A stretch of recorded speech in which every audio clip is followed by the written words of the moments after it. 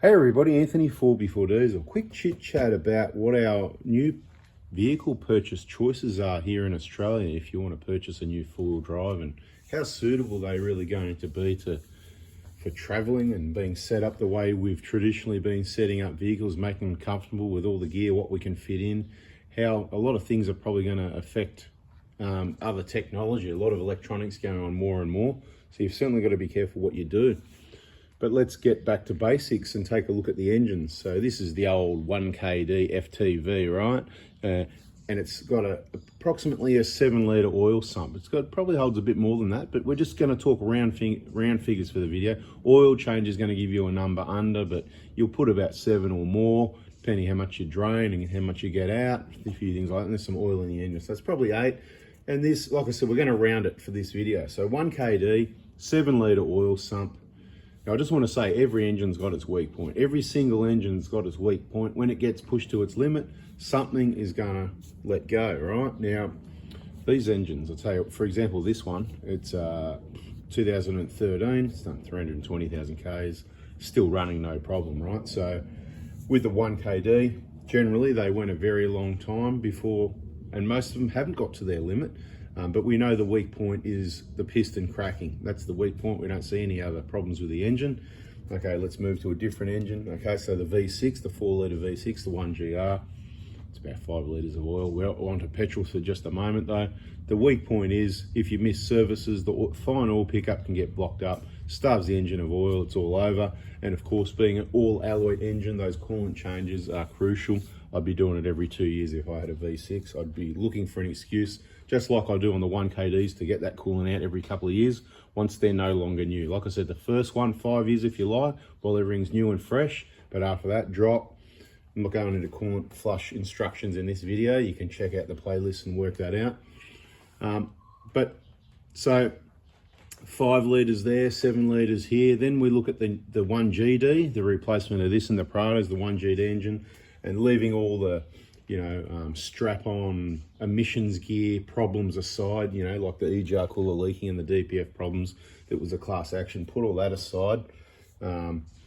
Let's just talk about the engine. So the weak point of that engine is obviously the timing chain and guides, which back in 2013-14, before it came out, I said, look, we're changing over from timing belts to chains and guides, which could be a problem, and hydraulic lifters, which could be a problem. So I was right, but I was wrong, because the lifters, I haven't heard of any issues myself. I'm sure there's going to be the odd one, or has been, but I certainly don't work on a lot of 1GDs and not trying to. Look, like I said, you can get it in if you want, but it's not, I'm not chasing work. I'm just trying to give advice. This is what we do. This is what works. Seems pretty simple and straightforward to me, but each to their own. The 1GD, yeah, the weak point, the timing chain and guides is the problem. They're revising things, trying to avoid the problem, but some people still have problems. It is very rare, just like cracked pistons. I mean, it's not as rare as cracked pistons on these engines, but let's just say it's really rare. But it is expensive. It's quite a few days. I believe it's about 3 days. I haven't done a video on or done timing chain guide replacement on a 1GD, and I don't plan to. But then again, you never know. Put it this way, if you've got a 1GD and you have the timing chain guide problem and you're keen to get in there and do it yourself and you're pretty confident and you're going to do your homework, and there's some people at the moment doing this, that's what they're doing. I haven't got anything for you, but I'd love to have something for people to help them out. So if you want to bring your vehicle into one of our workshops and you're not in a hurry, and spend some time, a few days, and you're going to do the work, I'm going to video. I'm not going to know much about it. I'm not going to do the research to work it out. I could do that, but if I do that, then we do.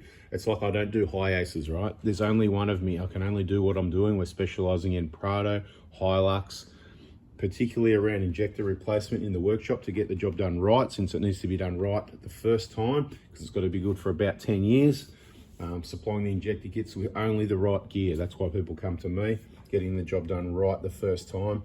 That's what I've been doing for years. These are the vehicles I've chosen to use and to keep at this stage. We still will use other vehicles, buy and sell other vehicles, to use them, learn about them, find out firsthand ourselves what they're like and what the pros and cons are of the vehicles. And of course, understanding what the problems are, because I sort of watch my own videos. Well, I don't need to watch the videos. I already know how I think I know what to do to avoid the problems. For example, on the 2022 1GD, parking the garage out of the sun and only highway trips. That's great for the DPF, so we were probably never going to have any DPF problems.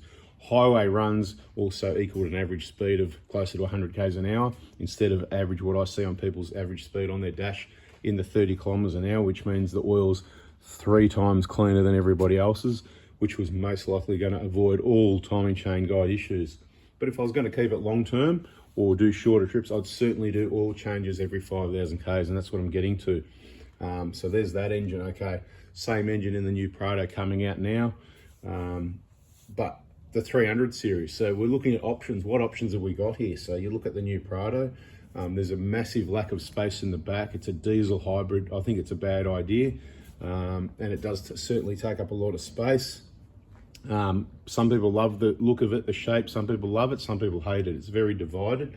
All the Prados until now, most people either liked it or weren't too fussed, or it's all right, or you put some gear on it, it looks great. Everybody agreed in the end that, yeah, they're pretty reasonable looking cars, if not really good, at minimum good looking car. Where it's really divided on this new Prado, you know, people either hate it, it's terrible, the shape, and some of the colors are bleh, or they just love it. They're absolutely in love with it. And look, I don't think when you spend 100 grand on a car and plus accessories, they should be just about the looks. So a lot of people have got plenty of money. They're just going to go buy a new one and go, yep, because it looks good. They're not going to worry about it. They're going to overcome all these problems. And, you know, each to their own. That's good. You can do that. Hey, I'm not even buying one right now. As far as the shape goes, with the headlights we ended up with in Australia, I don't mind too much. If I'd purchase one personally, I'd go for, I think, silver or dusty bronze. I'd go for dusty bronze, number one, I think. I wouldn't do any mods on it. I wouldn't keep it long term. I'd just have it for 6 months or a year or 18 months or 2 years. So it'd be another really well looked after, good one to sell, use it for a bit of touring, stuff like that. I don't even know. I'd get it plain Jane. I'd look at it. I'd learn about it. I'd use it. Take it out on the tracks a little bit. No bush pinstripes and rough stuff, but, you know, test it out a little bit and do some videos on both YouTube channels and let you know. Or do I grab a 300 series? So I'm in this same predicament that probably other people are. And I sort of think, well, if a GXL Prado is going to be about 90 grand, then I sort of go, what am I getting there? No space. I've only got a little 275cc. I've got all this technology. We've got DPFs. We've got EGR systems, or add one or the other. Either. We don't even know what we got yet. This is what I mean. If I get my hands on one, I can properly give you some information on it. At this stage, again, I would always say hold position, you know, don't do anything yet. There's often a lot of problems with new vehicles. Sometimes it takes a year or two to come out. Did you know the 300 series, they're stopped producing, you know, it's finished. Yes, it's finished, that's right. I just pause there for a minute, get you too excited. Apparently they're gonna start again in March next year. Why is that? Well, that would be top secret, wouldn't it? Does anyone know why? Put it in the comments, what have you heard? But look, I believe it's to do with some problems they've got. There's certainly some engine problems. I think big end bearings are wearing through. At the end of the day, when you make a smaller engine, it's still a big vehicle, and you put a higher towing capacity and you've got remaps and big towing going on, that sort of thing. At the end of the day, it puts a lot of pressure, that engine power, that torque, everything from the turbos pushing on those pistons. Even if you make the pistons indestructible like they have in a lot of these engines, like, okay, it's a steel piston, it's like indestructible in that 300 series. I shouldn't say indestructible, but it's not the weak point. Same as the 1GD, it's a complete new design piston. It's not the weak point like in this engine. There's nothing wrong with the pistons. That's why it's done 320,000 Ks, right? And it's going to do a lot more. It's not the weak point, but if it gets pushed to its limit and it's not used correctly, you need to subscribe, turn the bell, and watch all the videos to understand that.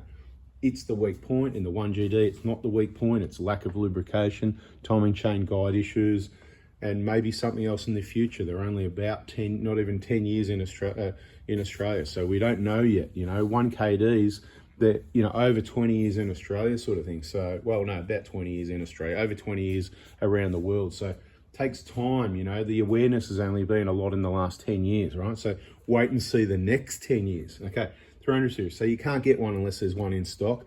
Why would you want one? Because the engine's not going to last. Why?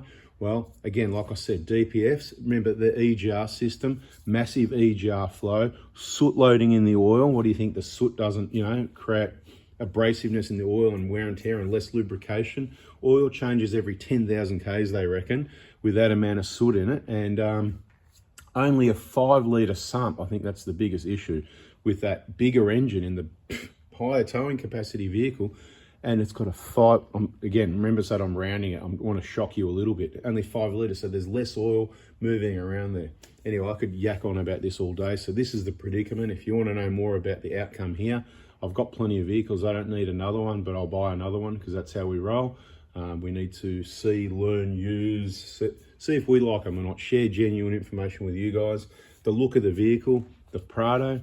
Look, the 300, when it came out, I didn't like it. It's grown on me a bit. I still don't like it, but it's okay for a car that I'm just going to drive around for a year and then sell it again. The Prado, same sort of thing. I really didn't like what I saw, but what's on the ground, not too bad. Probably in dusty bronze, it'd be all right if I could get a GX, but at the moment, it's just for the police packs and all that sort of thing. They're getting all the GXs, you know, because of course police need beach vehicles and all that sort of thing. And Prado's been, it's probably your best four-wheel drive, really. It's probably still your best option, but there's not a lot of space in those. And even with a hybrid system, even in a GX, is probably, and that's the idea of getting one, so I can show you in the videos. So I'm not sure what I'm going to do. Is it a GX 300 series? Is it a GR Sport? There's one in stock somewhere, a white one. If it was a GR Sport, I'd probably get white. I think they look all right. Once again, this vehicle will come and go. Do as I say, not as I do. I've got 3 1KDs for keeps. This is the 2013. It's not going anywhere. You know, we've got the 120 there. It's not going anywhere. We've got the Hilux, not going anywhere. Other vehicles will come and go. Stay tuned for the next video. So, a bit of info there. I'm not sure if you knew that, you know, the 300s were out of production. They're certainly having some issues, particularly with the engine. And I mentioned in another video that we heard about the transmission putting itself in park and bits went bush. I don't know what happened there with electronics or what really went down, but apparently that's what happened. So things to be really careful of with the technology, and just like the quality, everything's going downhill with everything in every aspect, every industry really. It seems like manufacturing is kind of, you know, it's like the engineering. They haven't quite got it bang on as they're trying to tick all these boxes. Anyway, bit of chit chat. Catch you in the next video.